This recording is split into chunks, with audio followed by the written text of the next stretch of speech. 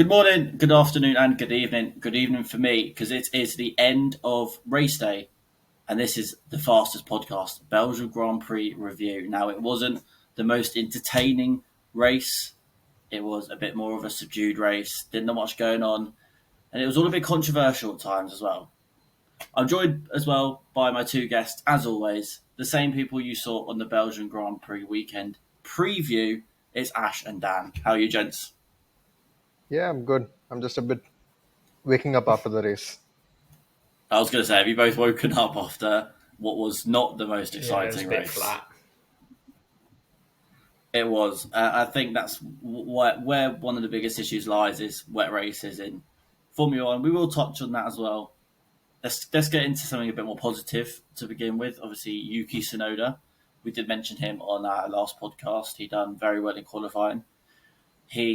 We found out he got told. Laura Mecki's got told the team, in fact, he was going to put the new spec onto Yuki Tsunoda's car, taking the reserves from Verstappen and putting them on.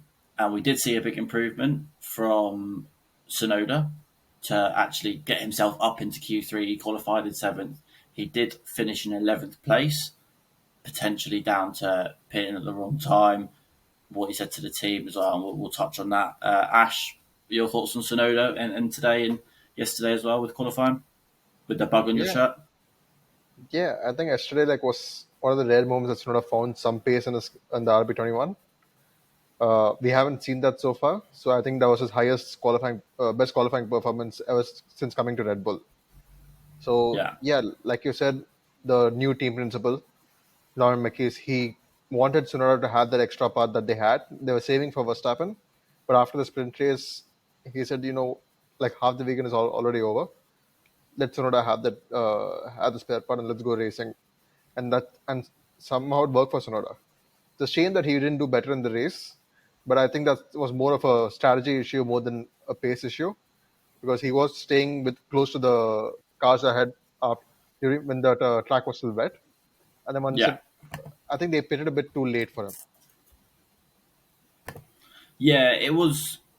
It was tricky for him. Obviously, he was far enough back from Verstappen, I think, at the start where he could have maybe come in and not held him up too much. They could have been on the same lap. But then you look at it, is it worth the risk? Potentially not. So he did drop down a few places, but his pace was there. He was still strong. He was only one place outside of the points. And you look at pace since he had that new part overall, how much better he was, Dan. Yeah, he got into Q3. He's been pushed out at Q1 for many of the sessions so far this season. But it is an improvement. Like you said, it was the strategy that screwed him over. And yeah, he was stuck behind an Alpine. But as you saw, Hamilton in the Ferrari, he was stuck behind Albon in the Williams. It was very difficult to overtake. The DRS didn't really help. I think they only got an extra sort of 12 kilometres an hour down the straight. So overtaking was difficult. You didn't see many overtakes during the race, and ultimately it was a strategy call that cost him, not a mistake by Tsunoda. So I thought he personally had a good race. Yeah, he did. And to be honest, I think you both agree with me, actually. It was quite refreshing to see the second Red Bull driver actually doing quite well. He will be on the same spec, I believe, as Verstappen after the summer break. So does that influence how well he does going forwards? I do hope so. But for now, we have seen a little bit of pace from him within sort of 3 to 5 tenths of Verstappen, which is where you want to be. Race wise, he was still on pace, but stuck behind cars at times, and it was difficult to overtake. We saw a weekend with mixed conditions. You couldn't really go offline for a lot of the drying period because it was still quite wet, so that made things more difficult. But he done well in the car he had. New team boss. I think he's going to be gaining a bit of confidence, which is very, very nice to see. Unfortunately, we do talk about other teammates in Formula One. I don't know if you saw yesterday's podcast. We just speak about it. I'm just going to hand straight over to you, Ash, to touch on it. The McLaren fight. My one question to you is it too nice? Yeah, without a doubt. So we have seen teammate battles in the past, and they've been like pretty much extreme.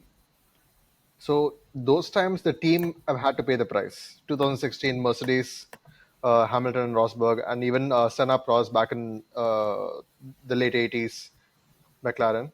So this time the team are being a bit more cautious than they should be, and for them it's working out, but for us it's just not entertaining for us. There's no heat and there's no that that battle thrill is not there for us. Yeah, But yeah, for the team, they're happy because they're getting 1-2, and they don't have to pay for any damages out of their pocket because they're not coming together at all. yeah, and I think team's point of view, they're probably the happiest that they can be. Yeah, I think drivers' point of view, you I'm starting to see it a bit. The drive one or both of the drivers at some points are unhappy, and I think they're probably being told behind closed doors to just not fight hard. But then, at what point do you say to the drivers, right, you've got 6 races left, the gap is 10 points, there's no rules, just go for it? Because Lando Norris defending his lead on lap one or first racing lap in Belgium, when it's tricky conditions as well, and he knows if Piastri gets past, he could just go off into the distance. There wasn't much of a fight. He just moved over a bit. Piastri pulled out. The move's done. End of. And then there was no attempt for a move back in turn four. So at what point do they say, look, go for it, give it everything, 100%? There's a championship on the line, I Dan. mean, McLaren I think with the yeah, have. Dango. Sorry. I think McLaren have already wrapped up the Constructors' Championship. There's no way Ferrari can catch Mercedes and Red Bull. They're a one-car team at the moment. So they've got that wrapped up. I don't see why they just don't let their drivers race. Is it the cost cap where they don't want to have to pay damages? I don't know. I think that's what you said, Ash, But isn't it? they've got to race. I mean, you look at today though. I just don't think Norris was on the level of Piastri. Yes, he was catching him, but he made 3 crucial mistakes on the dry track. I think he locked up at turn 1 on 2 occasions. He ran wide. I think it was turn 10. That probably cost him about 3 seconds, and he finished 3.5 to 4 seconds behind Piastri. He would have been right on his tail with DRS. I'd say it cost him more than three Well, yeah, seconds. maybe even more. He would have Yeah. been on his Piastri's tail within sort of 2 laps to go. But it was just the inconsistency of the driving today by Norris, which ultimately ended up costing him the win as well, or potentially challenging Yeah. for the win. And you could say that it's the tricky conditions, but actually at that point it wasn't. He was driving around on his own, Yeah, unpressured on the no, dry track. it wasn't the conditions. So I don't know if it's pressure getting to him because there is a championship on the line, but he wasn't on form today. no, True. it And wasn't. one more thing we saw Lado. I think he lost the race right on the first lap, so he made a lot of mistakes. Well, coming to the restart as well, when the safety car was coming in, the race was initially starting. He made a lot of mistake coming out of the exit of the last corner and going to the first corner as well. You see, he had a bit of oversteer moment. He had a bit correct the steering and get back on line. That allowed Piastri to stay right behind him through Rouge and going till the coming straight. And yeah, that gave him a much bigger slipstream. So yeah, Norris is making a lot of mistakes. And at the same time, yeah, we're not seeing much battle between the two of them. And in fact, last year we saw a much more heated battle between the two of them when they were not fighting for the championship. For example, in Monza, when Piastri made that lunge, and that was amazing. The team didn't like it, but we liked it. Yeah, and I think that's it. The team have to be less selfish. It has to be less about what they want and what they like and what's best for the team at some point, and say, we want what's best for the team, but also you're in a championship battle. You're going to want to win the championship, so just go for it. If you want to make that dive bomb in turn four to keep the lead on the first lap, do it. If you make contact, you bang wheels, someone's front wing goes, hey, that's racing. Maybe it's not what you necessarily want in racing, but that is unfortunately sometimes what happens in racing. And it's a championship battle. It's going to happen. And that's obviously, at the end of the day, selfishly for us, it's what the fans want.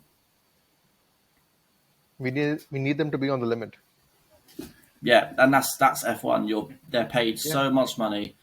be on the limit and give us a race. Don't sit back and 50, 75%, I want 100%. I want you to be going for that dicey move. And if there's contact, there's contact. If there's not, there's not. You look at, like I said in the last one, Lewis and Rosberg from 2016. They both spun out, crashed out, done. That's what we want. It doesn't. Exactly.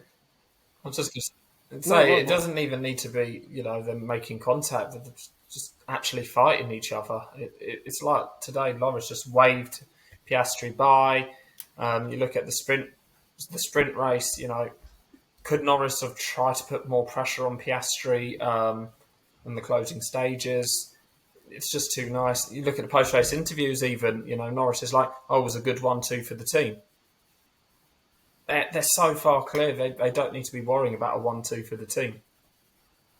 Yeah, good 1-2 for the team, or have you lost out 8 points in the championship fight?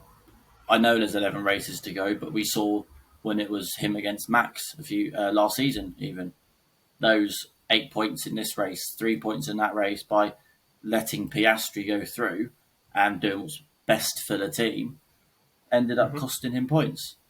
And those points could have been crucial towards Max maybe not being as calm as he was in Brazil. And I think claiming it in Brazil, we'd all admit that drive was sensational. But if he was under a bit more pressure from 10 to 15 extra points taken out of his championship lead, he could have been a bit more risky, and maybe it wouldn't have been as comfortable for him in Brazil. And that's where the team needs to start prioritising certain aspects. And right now, prioritising 2 drivers are in the championship battle and let them race. True. I also think that and hope that the team are kind of having this rule until the summer season, under summer break, after which they'll say, you know what, you guys are fighting for the championship, so go for it. I'm hoping that this happens at least, because after Yeah, the they'll summer have a we have little some debrief. exciting races. Yeah, and Yeah, after have the a summer break we debrief have and say, some right, let's exactly. now let you race. Yeah, no, We have I Monza, hope so. Azerbaijan, and a lot of interesting tracks coming soon. So hopefully by then McLaren will go full out. Yeah, I do hope so. I hope there's a debrief coming when they look at the constructors and they say, yeah, we've won it pretty much. They then say, yeah, you guys can just do what you want now. Try not to crash, but do what you want.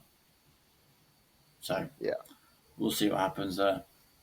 The other thing, unfortunately, about racing, and it happened today, which isn't the best point for us to talk about, but unfortunately, it's something that keeps coming up in F1. I'm going to chuck it over to you, Dan, to start this one off. Wet weather tyres and wet weather racing conditions. I mean, what is the point in the wet weather tyre if you're not going to go racing when it's raining? I just don't understand it. The actual tyre itself, it's too slow. It's probably about 6-7 seconds too slow. The drivers complain that it puts too much water in the air and visibility is non-existent. I just don't understand why Pirelli don't create a tyre that you can race in the wet with. The intermediate, it's good for sort of damp and going in towards a drying track, like we had today. And again today, they left the safety car out for too long on the eventual restart. After 2 laps of the safety car, it was fine to go racing, and they just waited an extra 2-3 laps. And by then, the track's basically bone dry, so you're not seeing the skill of the driver.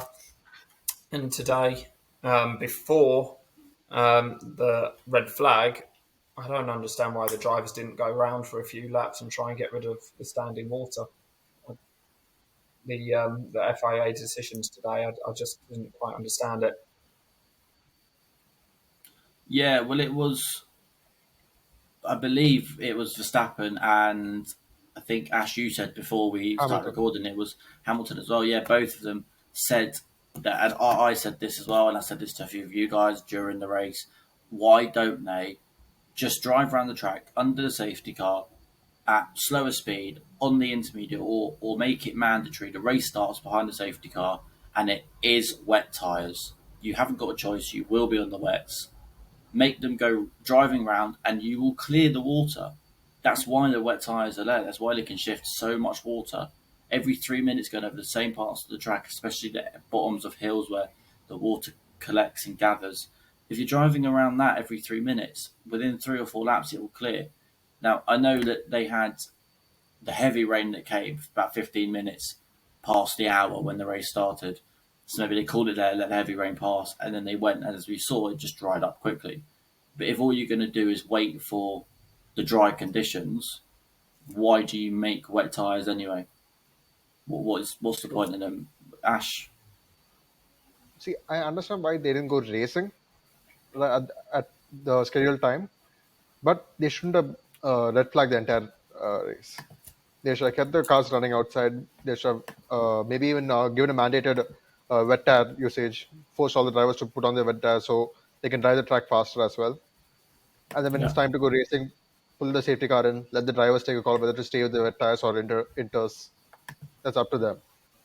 The point is, see, if you see today, like the racing was much better in the wet conditions than in the dry. In the wet conditions, we saw Hamilton make a lot of amazing overtakes. Even Piastri make that pass on the first lap, and things like that. So if the FIA had allowed us to race a bit more during the when it was damp, then we could have had much more of the racing and lesser of the dry, and we could have seen a bit more interesting battle in the midfield or even for the lead. And maybe even Verstappen yeah, making some moves here and there because we all know how good he is in the rain. yeah. And it's when the heavy rain started that they said it was they're waiting 40 minutes for it to pass, and then they'll go. Could they have waited 20 minutes and then gone under safety car and started driving around on that slightly wetter track? When the conditions are good enough that the drivers can drive around on track, they should be allowed to race, is my opinion, rather than waiting for it to stop raining and start drying and then you race. Because at that point, it's pointless having the wet tyres or the intermediate tyres. What's your take? From my opinion, that's that. What's your guys' on it? I just think they should race. They have to race. You look at videos from 20 years ago, and they've got wet tyres where you can race. There's that, the infamous Kubica the Massa video at Fuji Speedway, and they're on the limit. There's spray. They're running off the track a little bit, but they're on the limit and they're fighting each other on wet tyres. Wet tyres, yes, they shift the water, but you can actually use them to race, and they just need to bring those sorts of tyres back. Yeah, See, I actually don't agree with Dan here because see, if you see 20 years back, safety was nowhere where it is today right now. Because that's also an aspect that the FIA has to consider, safety of the drivers as well. So yeah, the spray is a problem, but they should rather figure out a way to remove. They have tried to introduce that spoiler test and things like that, but none of them have worked. That's the problem. So they should come up with a method. Right now, they're not sure what it is, but if visibility is not there, it's difficult to go racing. It's as simple as that. 20 years back, it didn't matter because back then safety regulations were much lesser. So yeah, that's my opinion on this at least. I think they've got to find a balance between safety and racing. I agree with the safety element, especially with Eau Rouge and its very unfortunate history Yeah, with two drivers, and obviously some of the big crashes we've seen through there in previous years. But then you find a balance between that. You say, okay, the track it's raining, it's light showers. Let's find a way to clear the water from the bottom of the hill, put the wets on mandatory wets, and go racing. They're paid millions a year. The 20 best racing drivers in the world and the fastest race cars in the world. Why can't they do it? And it's an age-old thing of every wet race now we dread as F1 fans because we just look at it and we go, okay, you could have a Silverstone aspect where it was incredible and you had overtakes left, right, and centre and a surprise podium and everyone loves that. But you could also end up with a race that we had today where it's wet and it's tricky conditions and they just red flag it, wait till it dries, and then you're on the dry track and nothing happens. And that's what we had today. And there needs to be some kind of a balance. And I think until they are able to redo the wet tyre, I don't think we're going to find that. true. True, because it's giving too much spray. I don't think the FIA will allow it such less visibility. They shouldn't, but yeah, like you said, they should put on mandatory vets and at least let the drivers drive behind the safety car at least to form a sort of dry line, so we can go to racing later on, but Yeah, not like 40 minutes after or an hour after the scheduled race time. yeah, and especially not giving a 40-minute window and then saying we're going to wait for it to start drying and then go racing, because at Yeah, that point you wonder what's the point in the first place of a tyre that is called a wet tyre when you're just going to wait for it to dry and I've then never not seen the use it. wet tires being used this season at least. Even last season, I don't think they used it, right? I think they've gone on and they've driven around one lap and then been red flagged, and that's pretty much all they've been used for. As I mean, the track. I think you said it, Dan. It stopped raining at the start of the race, didn't it? Yeah. I think I don't know if it said on the radio or not. I was a bit in and out, but they said it stopped raining, and then they red flagged the race anyway, and that's in anticipation of heavy showers coming. And I think, what's the point then? You at least wait until those heavy showers come. F3 were going to go racing in torrential downpour if three cars didn't spin. F2 raced in a completely wet race when the visibility was poor and it was raining during it. Conditions much worse than F1. And F1 cars have much more control and are much steadier. So why can't F1 race in certain conditions, but F2 can? Yeah, I think for that Just answer, baffles. it's more of the speed. The F1 cars, they could travel much faster and they let out much more spray than F2 cars. I think that was the main concern for the FIA. But Yeah. yeah, they should have done a few laps behind the safety car, get the uh, standing water out of the way, and then they would have gone racing after that. Yeah. And then that comes back to what we said before, is that it's a safety element of F1 now compared to back in the day, and where's the balance between the two? Is there a balance, and can they find a balance? I think next season we'll see it a bit different now. Cars are smaller, and they're not so aerodynamically and downforce dependent. So I think next season they're running out of excuses. They're not going to be as fast. I think just let them race. Yeah, I think it's quite an unfortunate thing to say, but sometimes you have to let them race and let a big crash happen or something, or a big spin or something like that, to then say, all right, now we have a kind of base point of what's too much and what's not enough. But Yeah. then again, I back wouldn't to agree with that. safety, Yeah. I back wouldn't to agree with safety that. again. Yeah, Like, let a crash happen. I yeah. would say I just run think it they behind need the to. safety car and kind of like get an understanding first before you jump the Yeah, gun and pull out the red flag like they did today. Just at least get an it's like understanding. Let yeah, it run for a couple of laps. Get an understanding of what the actual scenario is before you just pull the flag. I mean, the yeah, right because they ran before even they half a complete lap one lap. today, Yeah, didn't they? Yeah, it was half a lap under the safety car on the formation lap, and they called it. yeah. And that was the problem for today that I had, is that there wasn't an attempt. There was just we're just going to call it a. I think you need to listen to the drivers as Exactly. well Yeah. over the radio. See what they're saying. You know, you've got Yeah, two multiple world champions saying let's keep going around the track, and they red flag it.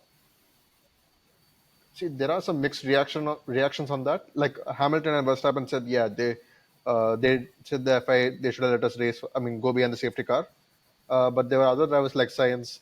He said the FIA did the right thing and called us and prioritized safety and things like that. So that's also there. So it's kind of like mixed reactions here and there. So yeah. I think it is what the FAA are kind of damned if they do, damned if they don't in that kind of a scenario, which is in a way kind of feel for them. But we look ahead to Hungary. yeah, That's meant to be, or is a sort of 50% chance of rain. So we'll look ahead to that. They hopefully will see this weekend, try and learn from it. Less undulations, adulations, track changes. So it should be easier for them to go racing. We hope, we pray, but we won't know until we're there. So we'll see what happens with Hungary. But fingers crossed for the best, and hopefully a repeat of Silverstone with a bit more of an interesting race. I mean Hungary, you never know. It's on paper, it's scheduled to be like a race with minimal overtakes, like we saw today, Yeah, in fact. But you never know in Hungary. Like in 2021, we saw the the mixed conditions, and then we also saw Bottas. Torpedo Yeah, straight into turn one. exactly. And then on the restart, we saw Hamilton stand alone on the grid, while everyone else came back, went inside for a change of tires. So you'll never know Arguably the what most happened. iconic race start there has ever been in F1. Yeah. So you'll Yeah, never no, know. we'll see what happens with that, but let's hope for a little bit of rain, a change in conditions, and an interesting race. I think is all we really want. Something that just picks us up from Belgium, because I'm still falling asleep from that. True. But we'll move on to our penultimate point, and the last point is quite a fun one. But the penultimate point, someone that is hungry for more success, is Max Verstappen. If you don't like my pun, you're welcome to click off the No, video. we don't like it. He is rumoured to be staying at Mercedes, at Red Bull. I'm gone from it now. He's rumoured to be staying at Red Bull and not moving to Mercedes. Dan, what do you make of that? I think it was very unlikely he was going to move at the end of this season. Nobody knows who's going to have the best car next year. Nobody, Red Bull could pull a surprise and all of a sudden they're the best car. Mercedes are predicted to have the best engine, but they haven't got it right over the last few years. So are Mercedes actually going to be up there, or is someone like like an Aston Martin or a Williams, McLaren are going to be up there? Ferrari, you would assume. So you just don't know who's going to be up there. So a move to Mercedes is a gamble. He can spend next season, assessing the options, seeing, in these new regulations, who is the best team, and then he can make his decision for 27. Yeah. Ash, Yeah, true. your take on Max? I think Verstappen made the right decision by staying with Red Bull. Under new leadership, he wants to understand what the team is like before he makes a decision. And next year is a huge question mark for all the teams. Who's going to Yeah. be on top? It could be we could see Red Bull and Ford coming up with a good engine and going for the championship, and we could also see Mercedes kind of take over from then on from next year. So it can be anyone. So yeah, he made a right decision. But what's important is that he didn't make a decision for 2027 yet. He has contract till 2028, but we Yeah. know that this year he's committed. Next year he's committed to Red Bull, but 2027 he could still decide to lead the team if they're not able to provide a fast car. Let's say if Red Bull is like is not able to finish in points consistently, then he could even say I'm going after Mercedes because his contract exit clause will be activated then. Yeah. Yeah, I agree with you both there, actually. He's done the best thing. He has allowed himself the chance to see what cars are like in Yeah. 2026 before making the decision on where he's going to drive. The new regulations, it's already an unknown for everyone anyway. If he moves to a new team, it's an unknown for the cars and it's an unknown for him in the new team. And I think that's the last thing that he wants as well. Goes into 2026 with Red Bull, a familiar environment, and then you can assess all teams, all options, and then make your decision for 2027. I also think it's like the right decision for Mercedes to stick with those two drivers going forward, Yeah, Russell and Antonelli, because Antonelli is like right now showing signs of like he's showing his potential right now. He got his podium in Canada. Last few races he's not had the best form, but he still has that potential. And Russell has been doing well for the team this year as well. And also, I think Verstappen will be looking more at Aston Martin from after he sees them next year. They'll have Honda and they'll have a new design car. That's basically Red yeah, Bull Part 2. yeah. I honestly think we could see him in the kind of driver market in midst of two or three different teams next season. I I also mean, think let's face it, Alonso's who wouldn't contract want him? is. I also think Alonso's contract is expiring after next year, so that's an open seat that will be available. That will be Yeah, available for Verstappen if he yeah. chooses I to. mean, there is a chance that Stroll might not be driving for Aston Martin at some point in the future. Speaking of which, Oh, here we go. So we'll end the speaking of podcast which, there. Speaking of which, the predictions. Not my finest hour. what is your We done prediction our for Kieran? predictions. Slip my So mind. we we'll start with me. I want to get myself out of the way. done our predictions on the weekend preview podcast on the channel. So if you haven't watched it, go and watch it. See our predictions beforehand, because I am going to put them out now. I predicted for the top 3 for the race: Norris in first, Piastri in second, and I might have accidentally, because I was a bit tired, predicted Stroll in third place, which it nearly came true. He made I'm up sure. 4 places before lights out. Who else has done that this season? No one. We have a masterclass from him, but he didn't quite make it to P3, Was he which in is the points? unfortunate. Was he in the points? No. No, he wasn't. No, he wasn't in the points. He was 14th. To me, that's near the podium. I'm sure. So, nearly made it. I'm sure. Almost. Just another 11 places or more. Yeah, very nearly. On another day, a few more laps and he would have done it. He was also 80 seconds off Piastri. Oh, wow. God. Yeah, that's... Well, we'll move swiftly on from that. So we're scoring our top 3, our predictions based on 1 point if you get the driver in the podium places, 2 points if you get them in the correct position. So I had Norris in first, and I had Piastri in second and Stroll in third. So I have got 2 points for that, because I got Norris and Piastri on the podium. Just the I wrong think way we should around. get -3 for Stroll. And I got -3 for Stroll, so I am now on -1. Dan nodding his head in the background. So I'm currently on -1 points. My sprint race predictions, I had Piastri, Norris, and Hamilton. And I got, obviously, the McLarens, but in the wrong places on the top 3 there. So my points I get for that are 2. So I'm now on 1 point because of my -1 for Stroll. Never picking him again. My fastest lap prediction was Hamilton. He didn't get it. It was Antonelli. And my head-to-head for the Haas drivers, I picked Behrman, and it was Behrman, which is 2 points for that. So I finish on a lovely, nice round 3 points, which is unfortunate because Stroll has docked me points there. Could have been 6. Could have been 6. So 3, it could have been 6. Dan, how did you do?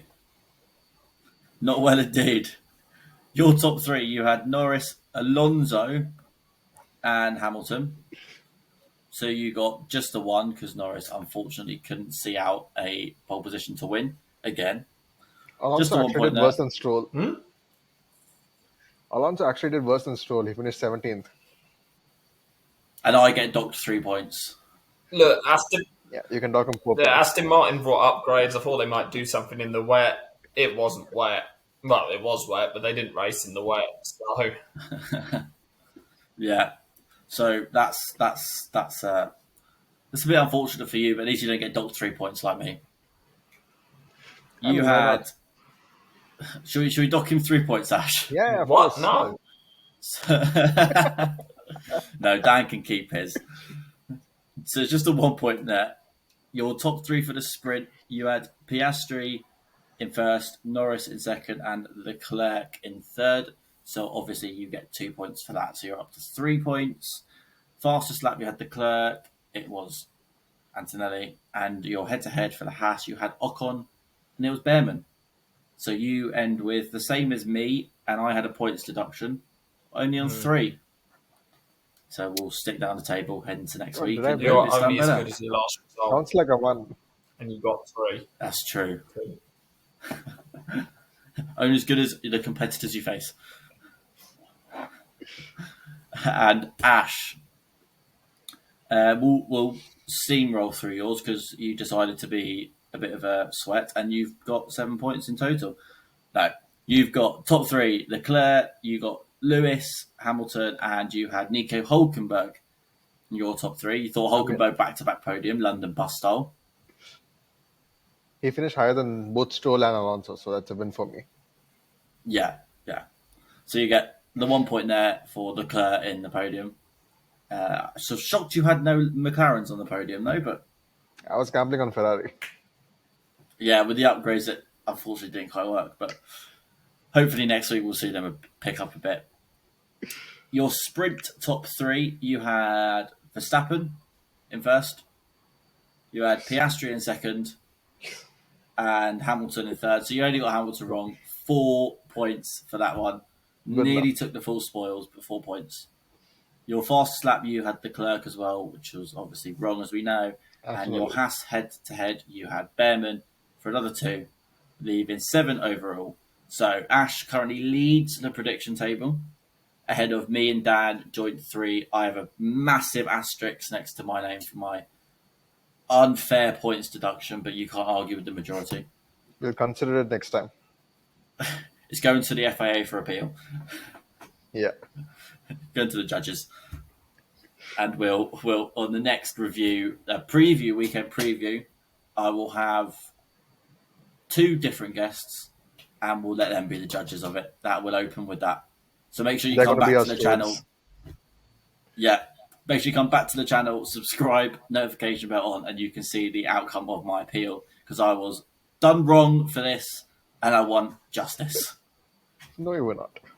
No, I'm not going to get it. But that does bring the whole weekend to a close. The Belgian Grand Prix weekend is finished. It was up and down. There were moments that were good. There were more moments that were bad. And there were a lot of moments that nearly made me fall asleep. But that's Formula One for you this season, and especially in the rain. If you have enjoyed it, please make sure you like the video. It helps us out massively. And comment below what you thought of the Belgian Grand Prix. Not that much happened, but we like to hear your thoughts.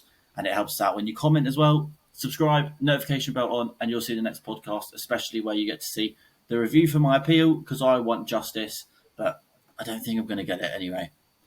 From Ash, from Dan, I'm sure it's goodbye. Bye. And from me, it is goodbye as well. We'll see you in the next one. Take it easy.